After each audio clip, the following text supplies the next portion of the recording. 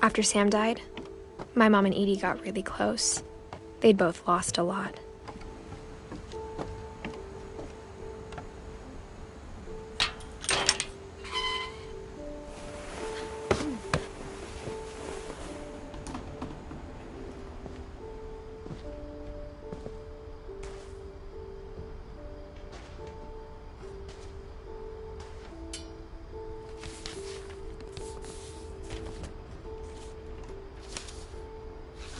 Dear Kay, do you remember the way Gregory used to laugh when he thought he was alone?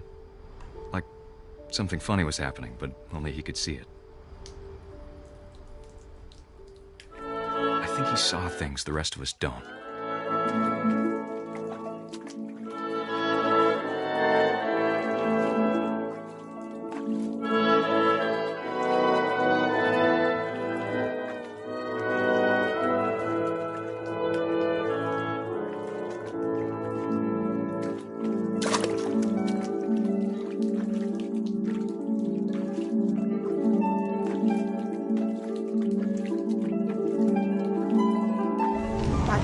Gregory, it's time to...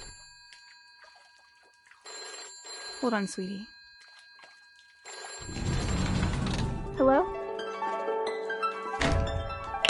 Sam, I told you I don't want to talk right now. I wonder what he saw.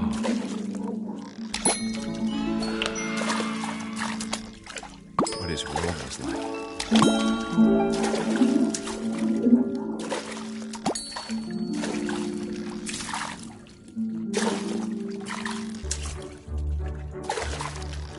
Reminded me so much of Calvin. Lost in his imagination. Whatever it was, he saw.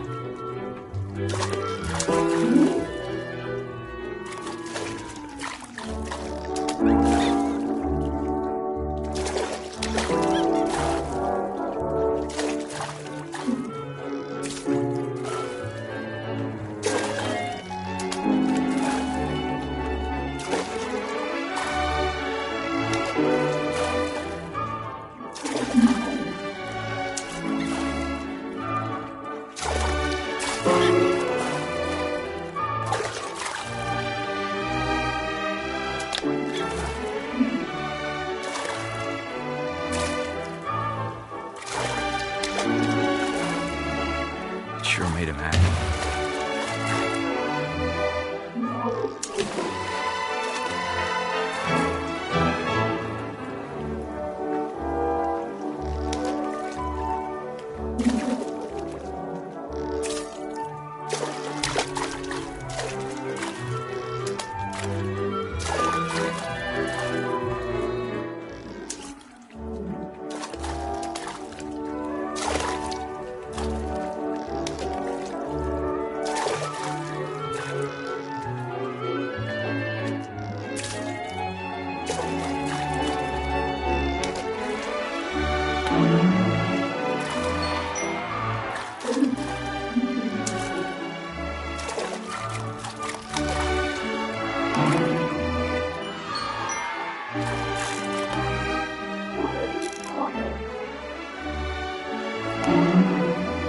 I know how silly it sounds.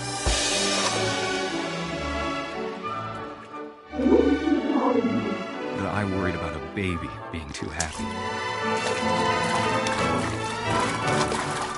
But I could feel him slipping away. Sorry about that, Gregory. I know you did everything you could. Maybe if I hadn't called that night. Damn it. Oh, I don't want Gregory to hear this. I wish he could have told us about the world he saw.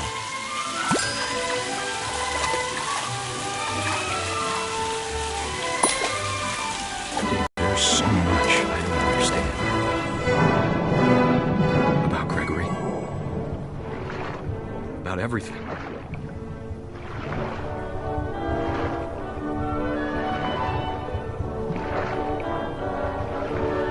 But I know what happened wasn't your fault.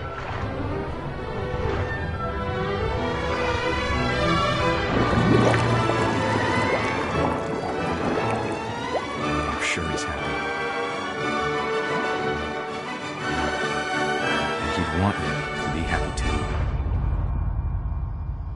Good luck, Kay. Love, Sam.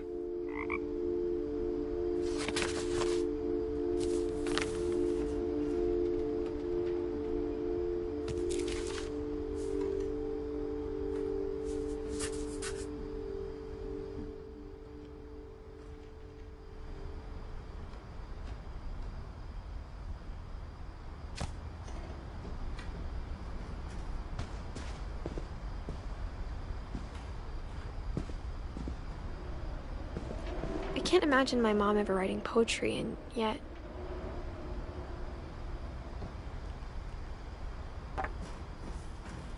A poem for Gus, who always said the wedding was a bad idea. Our father never hit us kids, at least not very hard, before the day my brother said with teenage disregard that he'd be dead before he'd see a wedding in our yard.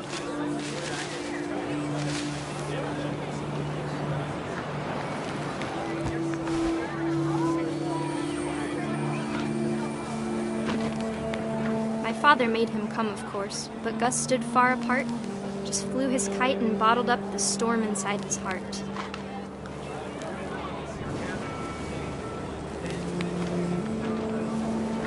I tried to talk him out of it, but though he'd never met her, we don't need a stepmom, were the words that I now pronounce you husband and wife. Make his bride.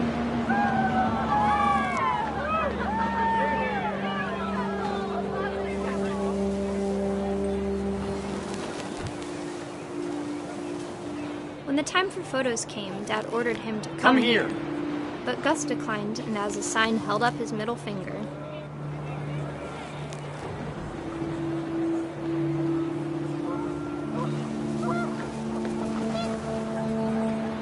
The wind picked up, and panicked geese appeared and quickly went. But all the humans did that day was go inside the tent.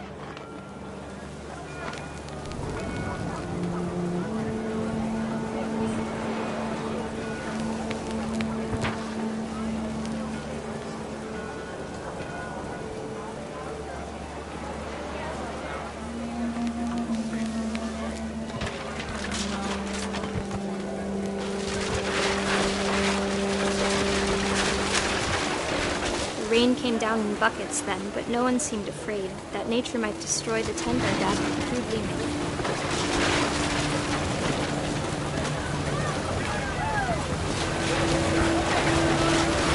The thunder sounded much too close and full of angry power. But all my father said to this was, "Make the music louder."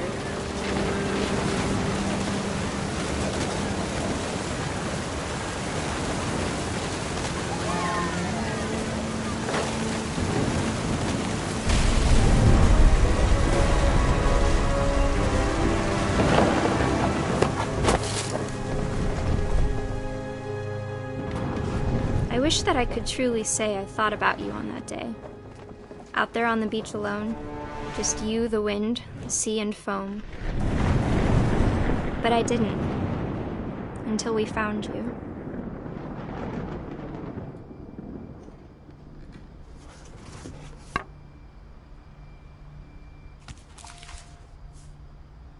She never talked about him, but Mom told me once if I was a boy, they were going to name me Gus.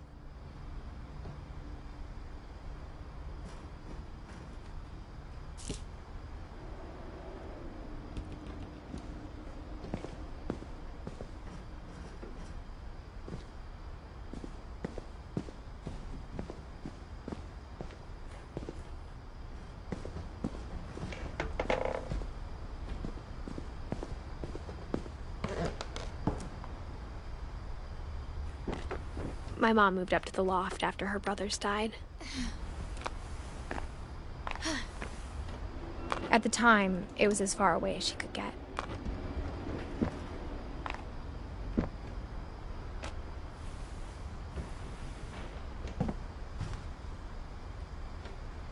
Religion was another thing my mom never talked about, but I think it helped her a lot after her dad died.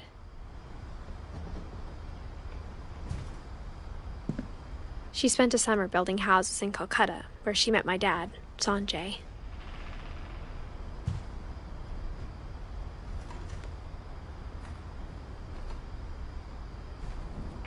My mom moved to India a week after graduation and got a job teaching English. Lewis was born a year later.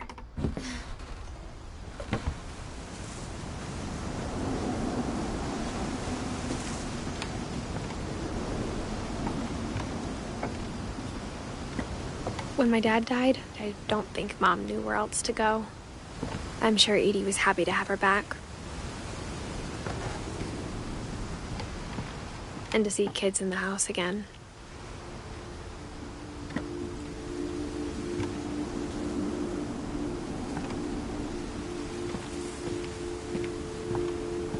The house had to get a little bigger, but Edie was used to that. And for a while, things were good. Almost normal.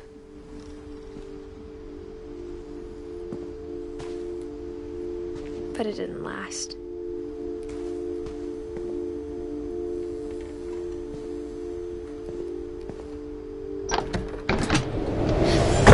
The beginning of the end was Milton's 10th birthday, when Edie gave him a castle.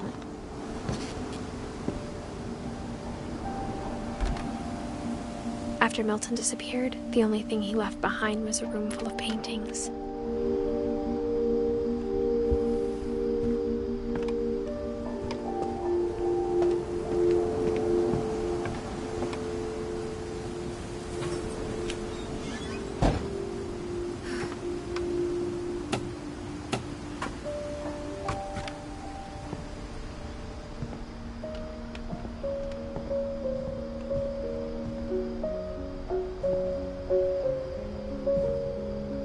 I think Edie was happy to finally have another painter in the family.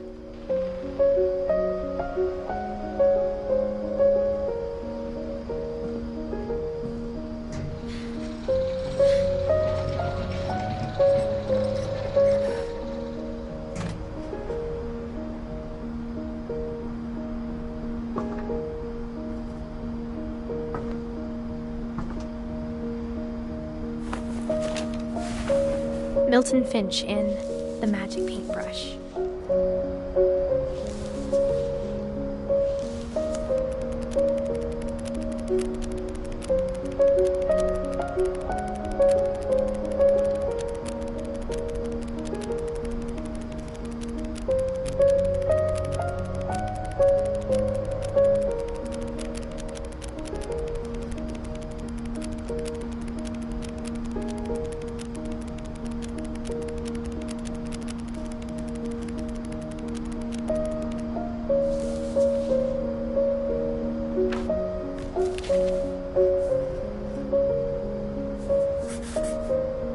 I was 4 when Milton disappeared.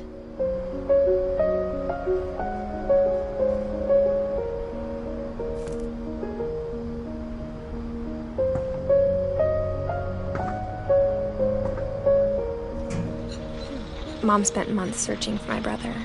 Then she sealed the doors.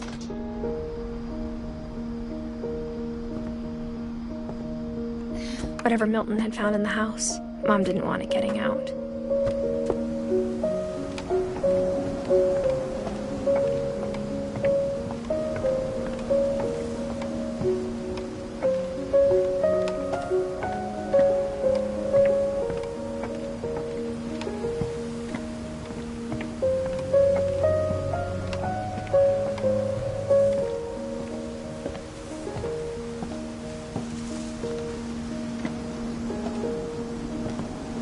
Mom definitely blamed Edie, but I think Lewis blamed himself. After he graduated, he just spent more and more time in his room. Until Mom got him a job at the cannery. Everyone always told me to stay out of Lewis's room. Except Lewis.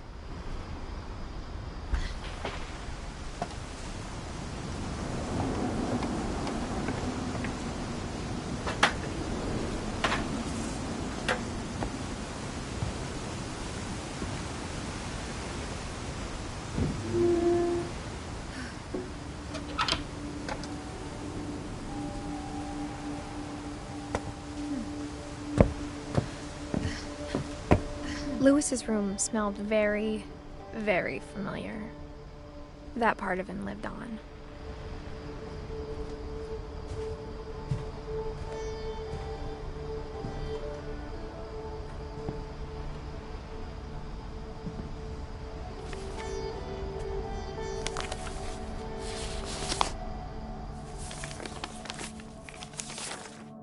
Dear Mrs. Finch, as Lewis's psychiatrist, I can understand your desire for an explanation. As I see it, the trouble began in January, shortly after we convinced your son to seek treatment for substance abuse. Newly sober, I believe Lewis first noticed the monotony of his daily life.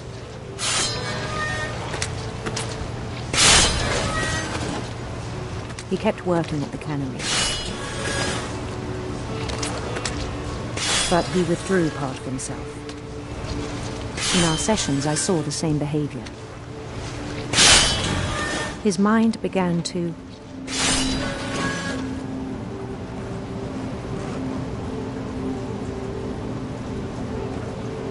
wander.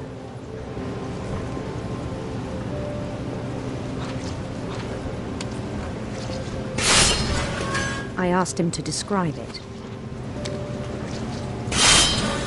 He said he started small,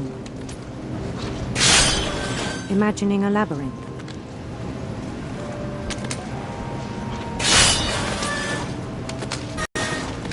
He'd feel his... Then something moved. Bats. Things that have not names. He knew it was all in his head.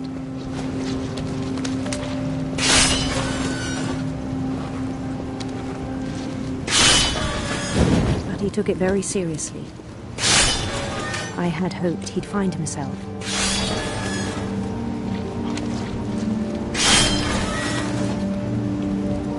But he found something more.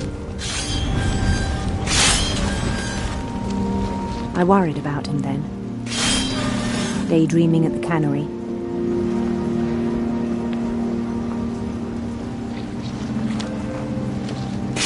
I spoke with his boss. But he said Lewis had become a model employee. Methodical, tireless, focused.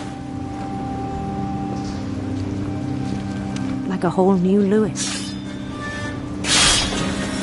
So I let him go on.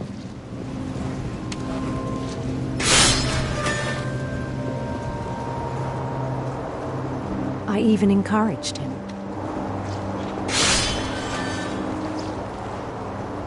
It seemed very promising at first. He told me he'd made a new friend.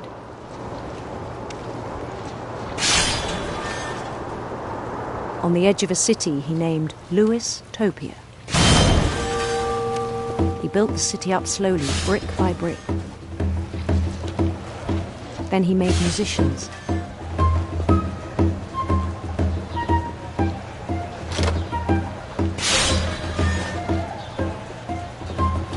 And songs for them to play.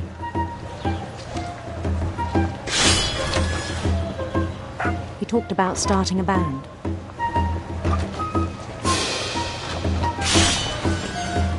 And he was always humming something. Every day his imagination grew stronger.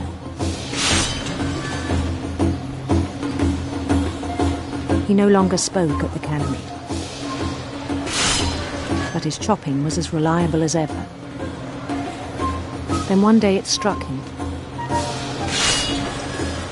that all the cheering crowds, even the stones under his feet,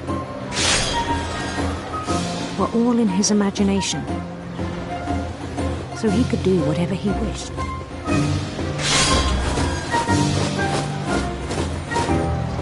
He held an election for mayor.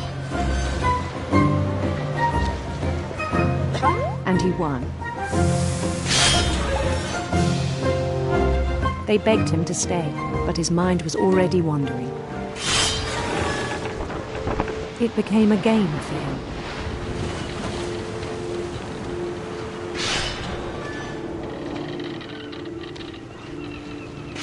He'd conquer a city, then immediately push on. New Louisville.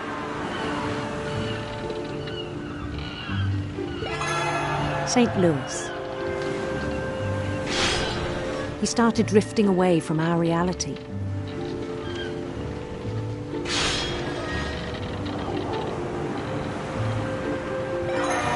Minneapolis.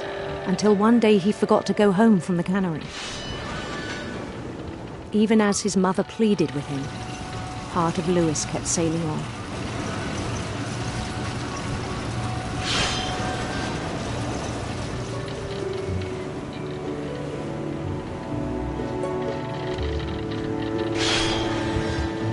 In Louisburg, he heard rumors of a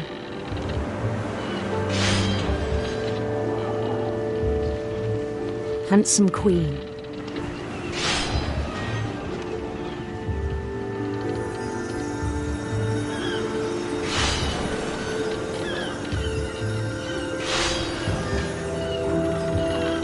The queen was on her own quest for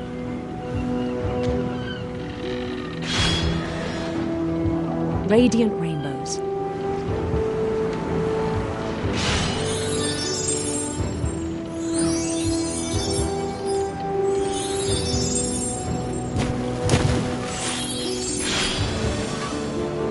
He followed the sound of her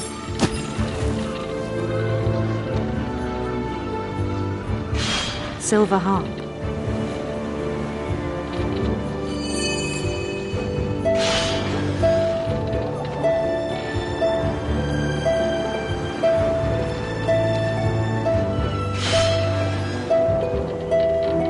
His chase led him to a golden palace east of the sun and west of the moon.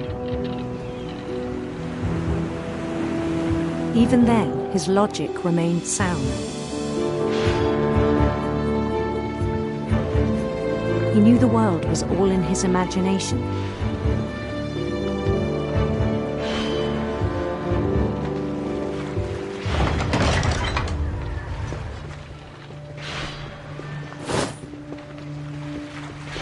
But he was so proud of having created it.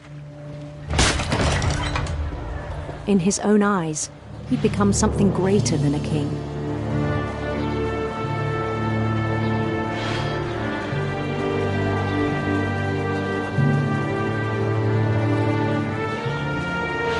For someone who'd never known success in the real world, I think it was overwhelming. And then it struck him that the real Lewis was not the one chopping salmon, but the one climbing the steps of a golden palace.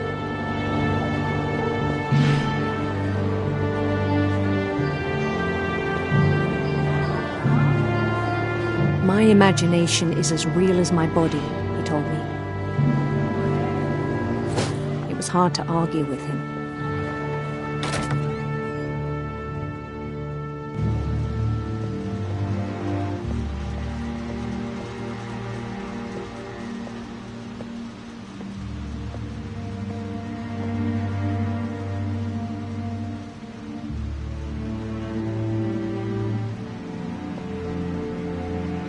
Began to forget the world we know.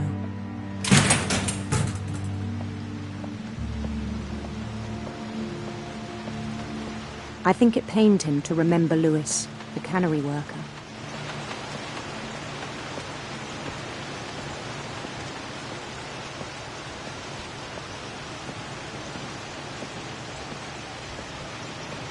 He began to despise the man with a royal contempt.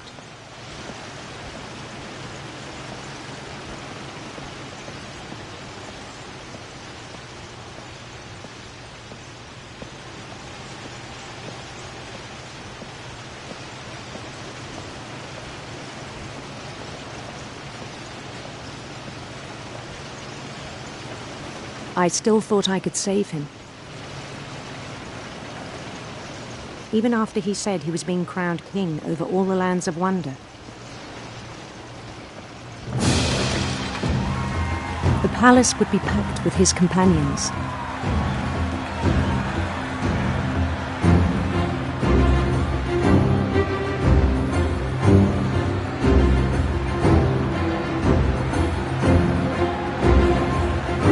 Including the wise Calico who'd insisted on inviting him.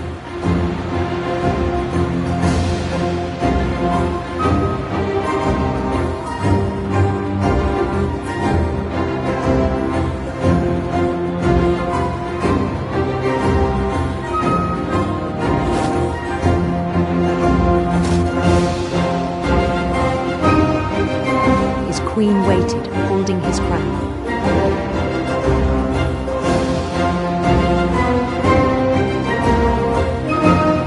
only one thing left to do.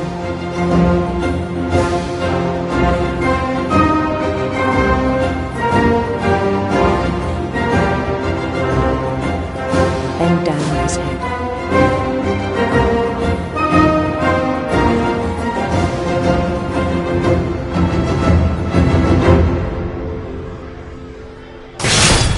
And the rest I think you know.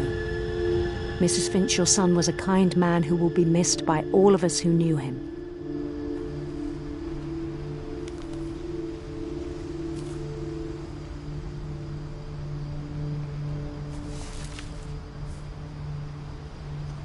My brother was really cool. I wish you could have met him.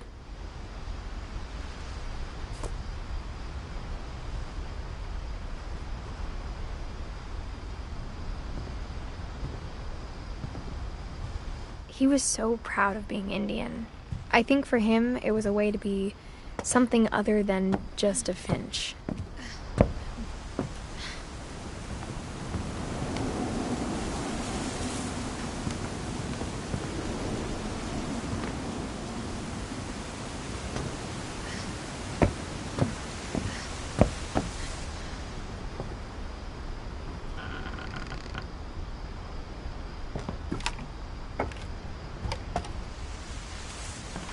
On the way back from Lewis's funeral, my mom told me to start packing. She waited until the day before we left to tell Edie. I'm not sure if she wanted to make it easier or harder.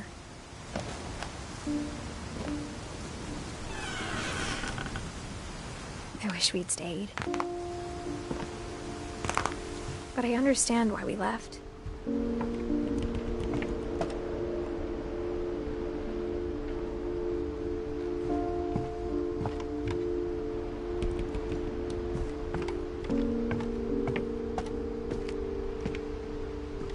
My mom ended up leaving everything behind.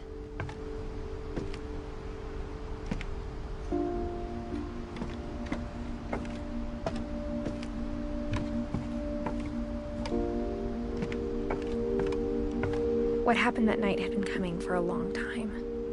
Maybe it should have come sooner.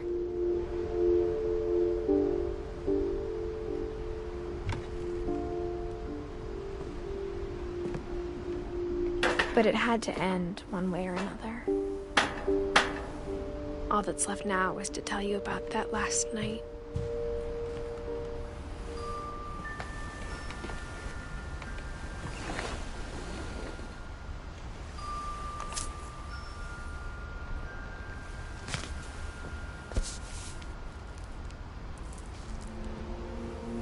That whole last day, Edie just watched us pack and didn't say a word. Until supper, when she raised her glass and said, "To our final night together, and all our final nights apart." Grandma, you know what I said about alcohol. Some of your medications are very Edith, specific. I left a present for you in the hallway. Why don't you go open it? The grown-ups have to argue now. I'm sorry, you're right. We're all leaving tomorrow. Let's just enjoy our last... I'm not leaving. Edith, you're excused.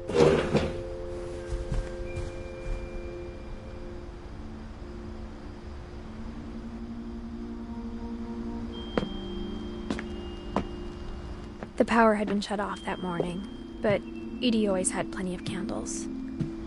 When my mom sealed the library, I don't think she knew about the other entrance, or that Edie had a key to it.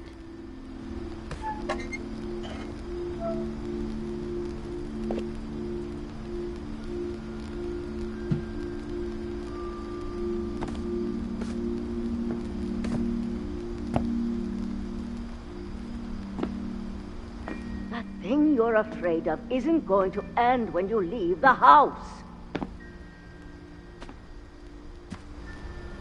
Edith has a right to know these stories. My children are dead because of your stories. I think it's best if Edith and I leave tonight. We'll have the nursing home send a van for you in the morning, okay? Dear Edith, there's so many stories I wish I could tell you, but there's only time for one. This is about what happened on the night you were born. That night, the tide went way, way out. It was the first and last time I ever saw the old house aground. There'd been an earthquake out in the middle of the ocean. They called it the lowest tide in 1,000 years. God, it smelled awful.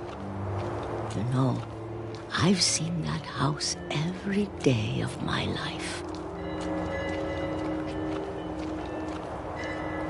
But I never thought I'd go back to it. When the fog rolled in, I lost my way.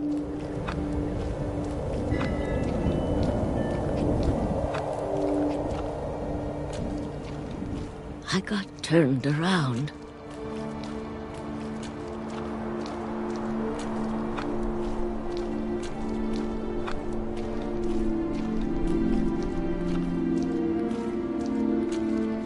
For a while, I wondered. I started seeing things.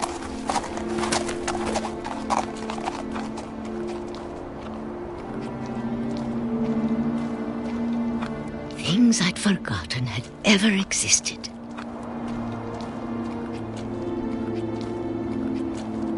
But when I saw them, they felt like old friends. That night, a lot of things came back to me. Or maybe I came back to them.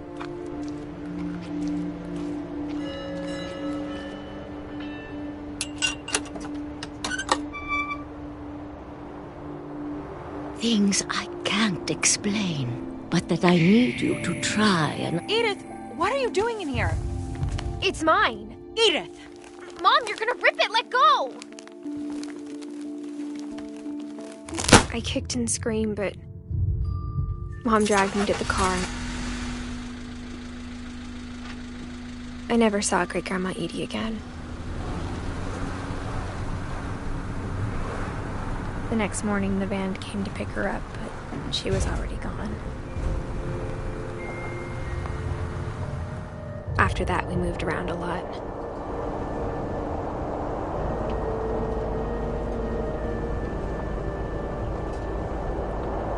We both tried to make the best of it.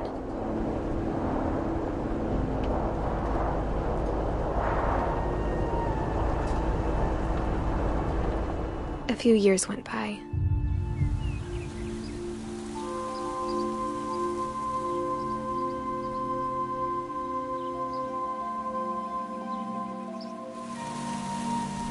My mom didn't like to talk about it.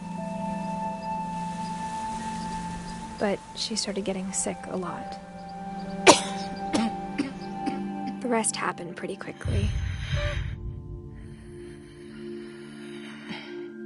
She got better for a while, and then she didn't.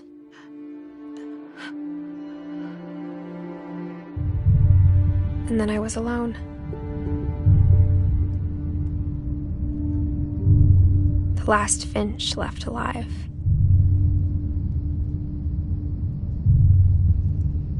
Until I found out about you.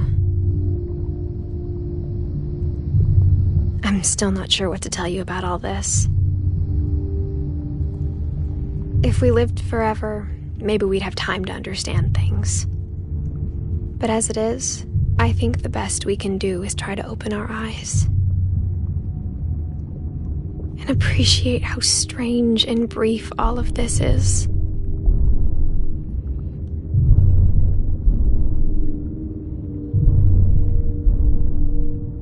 This journal was supposed to be for you. But now I hope you'll never see it. I just want to meet you and tell you all these stories myself. But I guess if you're reading this now, things didn't work out that way.